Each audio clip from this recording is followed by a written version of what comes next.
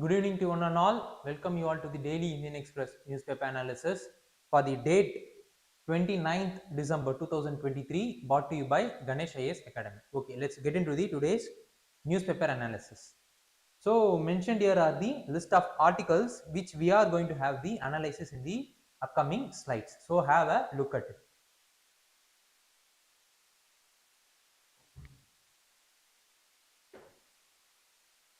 Okay, let's get into the analysis of each and every article one by one.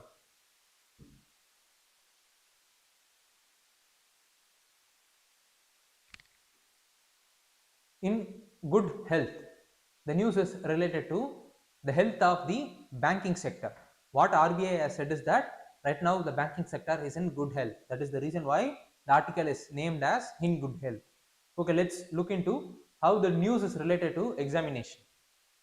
Under prelims, it is related to economic and social development. Similarly, under mains, it comes under a topic called Indian economy and issues relating to planning, mobilization of resource, growth, development and employment, which comes under GS paper 3, economic and development.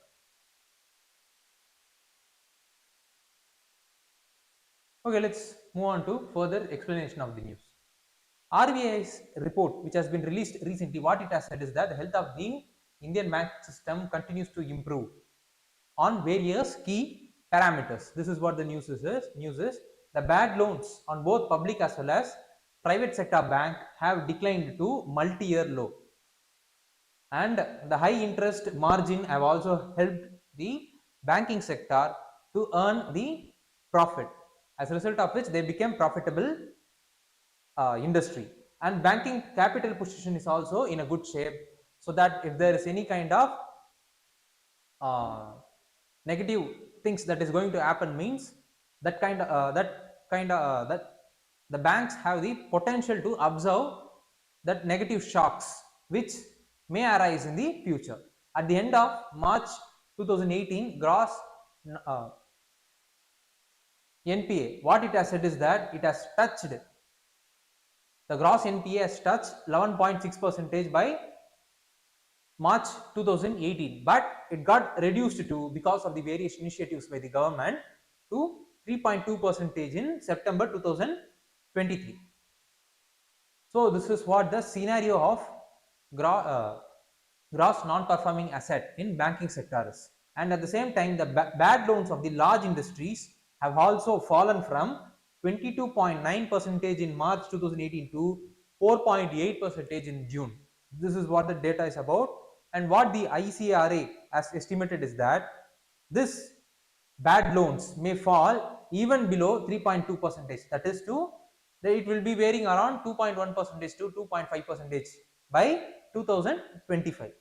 And this is one part of the news. And another part is banks CRAR as well as CER1, that is common equity ratio, stood at 16.8% as well as 13.1% in September 2023, which is way above than the required percentage. But there is a concern that there is a rise in unsecured bad loan. But despite the rise of unsecured bad loans when compared to the normal loans, the asset qualities of these unsecured loans hasn't seen any kind of deterioration right now. So despite the rising unsecured loans, the banking sector is right now in the good health. This is what the conclusion that has been adopted by the RBI's report, which has been released recently.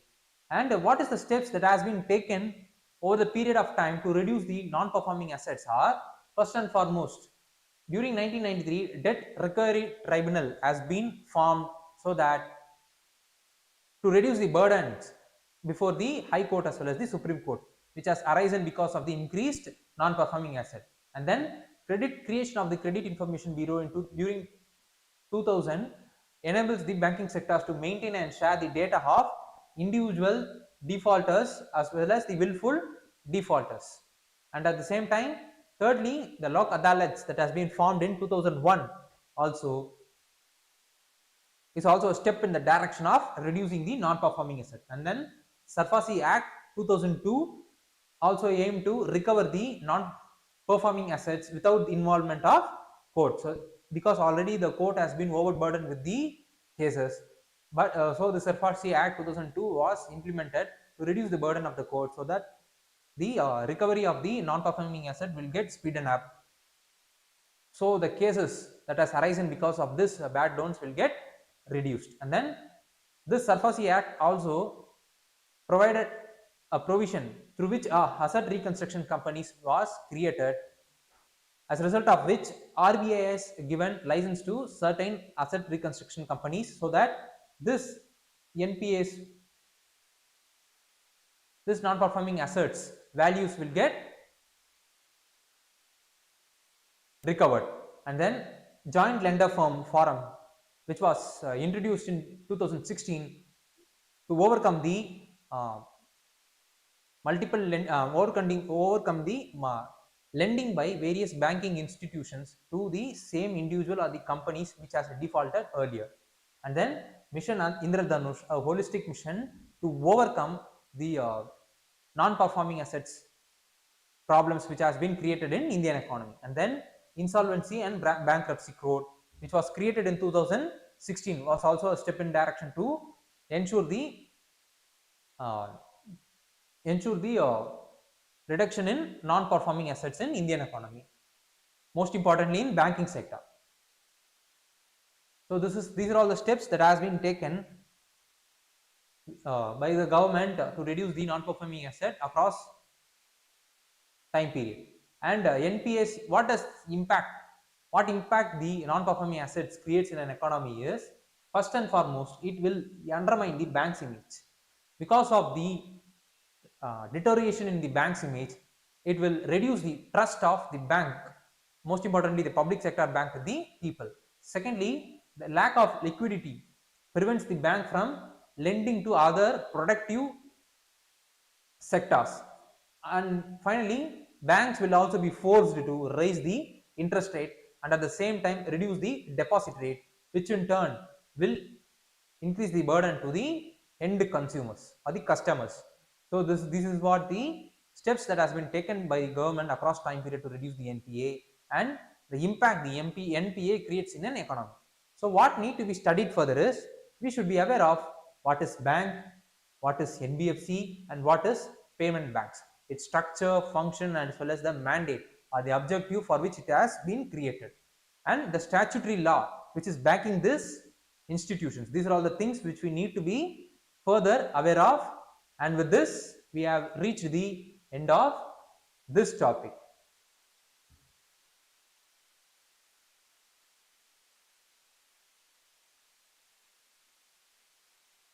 Not zero sum. So the news is related to the relationship between India as well as Russia for the past 2 years. Okay, let's move on to how the news is related to examination. Under prelims, the news is related to current events of national as well as international importance. Similarly, under mains, it is related to bilateral, regional as well as global grouping, which comes under GS paper 2, international relations. Okay, let's look into the explanation part of the news. See, the Indian-Russian relationship has exceptionally steady amidst the turmoil that has been happening across the global arena. This is being said by our Minister of External Affairs, who is now visited to Russia to continue the high-level political engagement with the Russia. And at the same time, India-Russia's interests have often converged on maintaining a stable balance of power in Asia since the mid-20th century. Even now, despite the Russian-Ukraine war, the interest of India as well as Russia has converged on a point to maintain the balance of power in Asia. And for the past 2 years, there hasn't been any annual summit between the head of the states, between the two governments. But despite the annual summit which hasn't been conducted for the past 2 years since the beginning of Russian-Ukraine war, the bilateral trade has seen a new growth. For example, for the past 2 years, the bilateral trade has increased from $12 billion to $50 billion. This is mainly because of the import of the Russian crude oil, which has been sold to India at the discounted price. And why Russia has sold the crude oil to India at discounted prices? Its conventional buyers like European market as well as other North American subcontinent countries have resisted to buy the Russian crude oil because it might fund the Russian-Ukraine war. That is the stand that has been taken by the Western countries, as a result of which they haven't bought the Russian crude oil.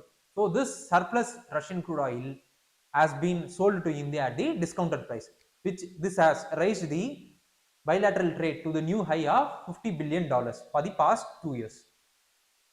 This is the thing. India has done or imported the Russian crude oil despite the which has been raised by the Western countries. But what India has said is that energy security is part and parcel of India's internal security. So this India's decision will be based on the India's interest only, not based on the influence of other countries. This is the stand that has been taken by India for importing the crude oil from Russian agencies. So India and Russia, even though they have not been in maintained the annual summit, which is the important head of the state summit, the context of the bilateral relationship has fundamentally changed over the past few years. During the 1970s, 1980s, India was considered as junior partner to the Russia because India's GDP, for example, India's GDP in 1991 was $270 million. But in the case of Russia, it was $518 million. It is only India's GDP is nearly half the amount of Russian GDP. But today, right now, acting as equal partner to the Russia, not as the junior partner to the Russia. Why? Because India's GDP has crossed the Russian GDP. Right now, India's GDP is $3.6 trillion. In the case of Russia, it is $2.2 trillion.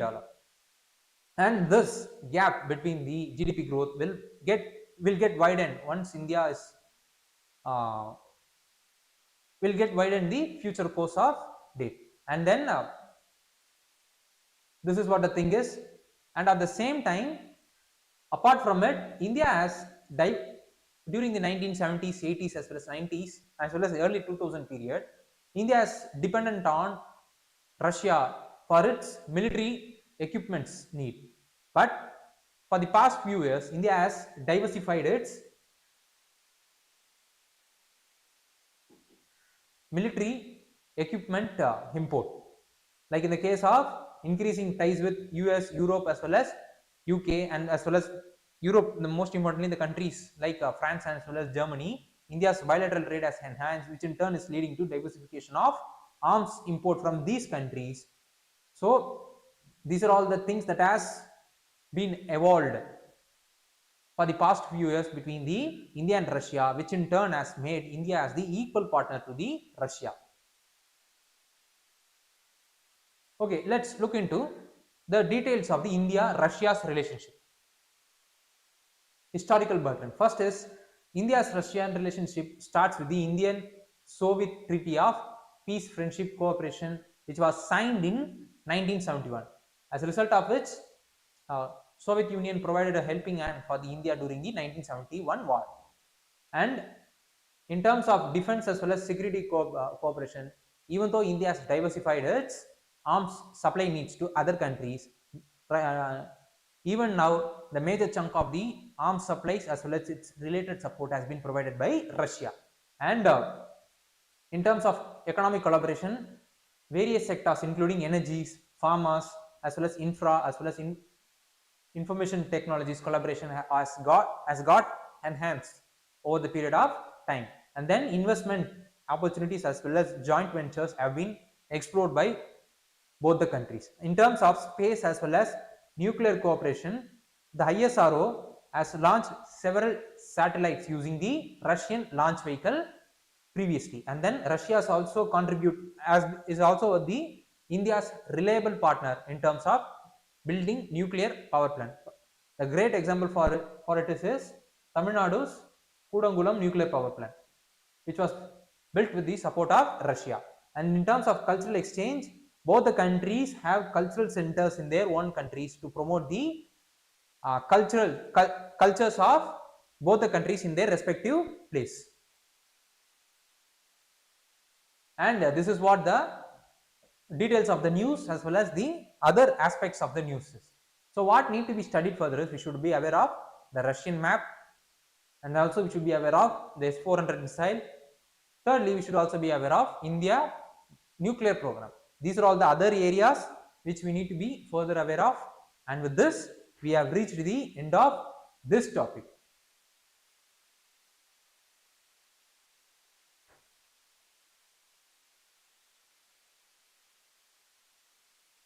Government speaking to global car makers on electric vehicle policy. So right now government is going to frame new electric vehicle policy. As for that, government has been in consultation with the global car makers. This is what the news is. So how the news is related to examination is, under prelims it is related to economic and social development. Similarly, under mains it is related to Indian economy and issues relating to planning, mobilization of resource, which comes under GS paper 3, economic development. Okay, let's move to further details of the news. Union government is right now consulting the car makers for its upcoming electric vehicle policy. The union government is doing so to inculcate the values of the stakeholders in its policy making. And then the union commerce minister, what he has said is that the country would come up with the new policy to attract the electric vehicle manufacturers and encourage the greater investment in the sector. So this is what the aim of the electric vehicle policy is going to be. Okay, let's look into India's roadmap for the electric vehicle. So India has set an ambitious goal to become the global leader in the electric vehicle market by 2030. And one of the key initiatives in that direction is faster adoption as well as manufacturing of hybrid as well as electric vehicle scheme, that is the FAME scheme, which provides subsidies to customers who purchase the electric vehicle. And the government has also set a target to achieve 30% of electric vehicle penetration by 2030. And the government is also taking steps for development of domestic manufacturing capabilities. So this is what the roadmaps that has been built by India for the past few years to ensure that the electric vehicle gets penetrated into the market of India. So what potential does India have is, see, right now India is committed to net zero carbon emission by 2070 with United Nations framework for convention on climate change. Secondly, India is right now pushing to reduce the dependency on oil import, and at the same time it is exploring the alternate fuel. So the first among the other alternate fuel is the electric vehicle only, the electricity only, and the vehicle based on the electricity. Thirdly, it is the Make in India policy, which has been introduced to increase the manufacturing sectors in India. So this is the reason why the electric vehicle manufacturing is going to have a huge potential in the in India in the upcoming years. So what are the initiatives that has been taken by India in terms of policies, programs, schemes in the past few years is, the first and foremost is the implementation of FAME 1 as well as FAME 2 scheme to subsidize the customers who are buying the electric vehicles. Secondly, National Electric Mobility Mission Plan. Thirdly, tax deduction of nearly 1.5 lakh on the interest paid by the consumers on the loans taken to buy the electric vehicle. And then production linked incentive scheme was introduced to ensure the manufacturing of the electric vehicle. And then National Technical Textile Mission to promote the use of technical textiles as well as setting up of battery manufacturing unit in India. So these are all the initiatives that has been taken over the past few years for the development of electric vehicle as well as its related equipments in India. So what need to be studied further is we should be aware of the lithium ion battery, and then its hydrogen battery, and then we should also be aware of what is compressed natural gas as well as liquefied natural gas, and what is the difference between both of them. So these are all the other areas which we need to be further aware of, and with this we have reached the end of this topic.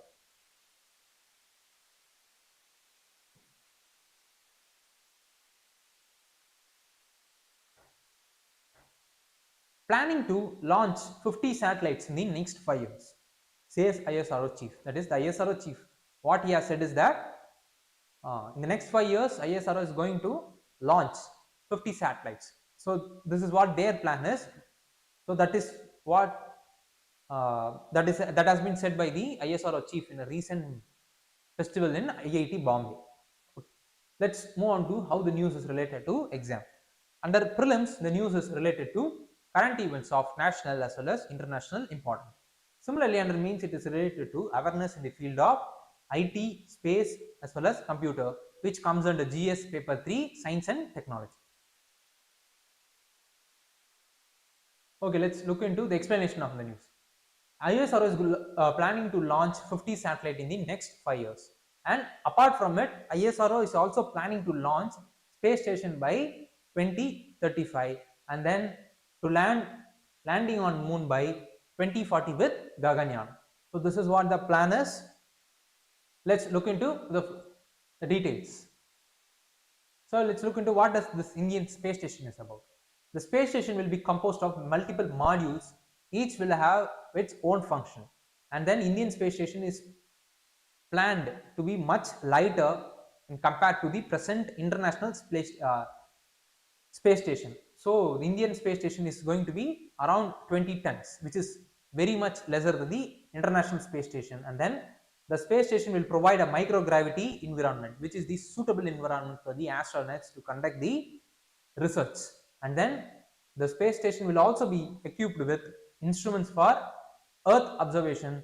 It will orbit Earth at an altitude of approximately 400 kilometers. And the space stations, that one of the application of this space station is the space station will be used to train the astronauts for future mission to the moon as well as Mars. So this is what the details relation to Indian space station is. Okay, let's look into the Gaganyaan mission. It will undertake the human space flights, and one of the important objective of it is to do this space exploration, and it will be launching a crew of 3 members to orbit at a distance of 400 km from the Earth for 3 days. And then it is the part of Indian human spaceflight program, which was launched by ISRO in 2007. And then launch vehicle Mark 3 rocket will act as the launch vehicle for the Gaganyaan mission. And if the mission is going to get completed very successful, if it is going to get successfully completed, means India will become the 4th nation after US as well as Russia and China to undertake the manned space flight in the space. This is what the Gaganyaan mission is about. Okay, let's look into what are the other areas which we need to be further aware of. We should be aware of what is Artemis Accord, which was signed by India recently with US, and then what is Apollo mission, and then the important details of Chandrayaan 3. So these are all the other areas which we need to be further aware of, and with this we have reached the end of this topic. Let's move on to today's practice prelims question. Mentioned here is the today's practice prelims question. So those students, those who are watching this session online, please do comment the option point for the question which you are seeing right now on the board. So with this, we have reached the end of today's session. Please do like, comment, share as well as subscribe Ganesh IS YouTube channel, so that you will get the important details as well as important sessions from the Ganesh IS through the YouTube channel by notification. Thank you.